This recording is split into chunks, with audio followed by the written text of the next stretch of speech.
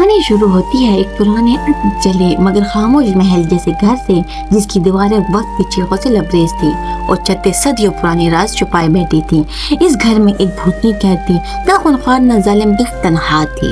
کئی سال گزر گئے، کوئی انسان اس گھر میں نہ آیا، مگر ایک دن ایک فیملی وہاں رہنے آئی، صاف ستھرا کرنے، مرمت کرنے اور شاید کچھ سکون کی تلاش میں۔ اس فیملی میں تھی دو خوبصورت جوان لڑکیاں، آئمہ اور مینو۔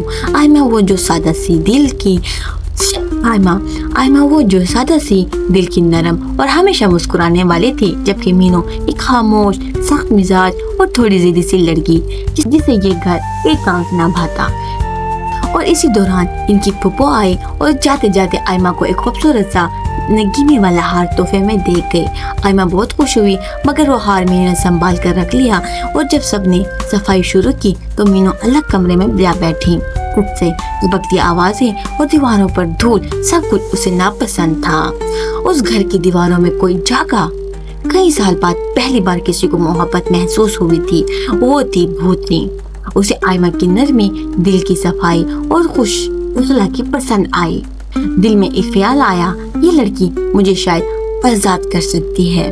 پھر آیا وہ دن جب گھر میں کام کر رہے مزدوروں نے زیر زمین تہہ خانے کا دروازہ کھولا اور اتفاقاً بھوتنی کا سایہ دیکھ لیا۔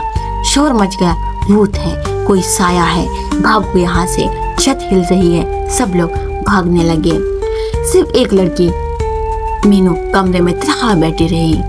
دروازہ آہستہ سے کھلا اور ایک دھندلے وجود کی شکل میں بھوتنی اندر داخل ہوئی، لیکن وہ حملہ ور نہ تھی۔ اس کی آنکھیں نم تھی۔ میں یہاں صدیوں سے قید ہوں، نہ روشنی، نہ ہوا، نہ دعا، بس تنہائی۔ لیکن تمہارے دل میں کچھ ہے جو اوروں میں نہیں، تم مجھے آزاد کر سکتی ہو۔ مینو نے پہلی بار خوف کے بجائے ہمدردی محسوس کی۔ اس نے الماری کھولی، اپنا پرانا سفید فراق نکالا اور خاموشی سے بھوتنی کو پہنا دیا۔ پھر بجلی کا ایک ہلکا سا چمک، دیواروں سے دھواں نکلا اور ایک بھوتنی ایک خوبصورت جوان عورت میں تبدیل ہو گئی۔ وہ مسکرائی، مینو کے گلے لگ گئی اور پھر فضا میں تحلیل ہو گئی۔ زمین پر صرف ایک چیز آ گئی، وہ نیلا ہار۔ مینو نے وہ ہار اٹھایا، صاف کیا اور پہن لیا۔ کہتے ہیں کبھی کبھار بھوت بھی بس ایک موقع چاہتے ہیں، آزاد ہونے کا، قبول کیے جانے کا اور سکون پانے کا۔ اور مینو نے اپنے سخت دل میں کسی کی رہائی کا دروازہ کھول دیا۔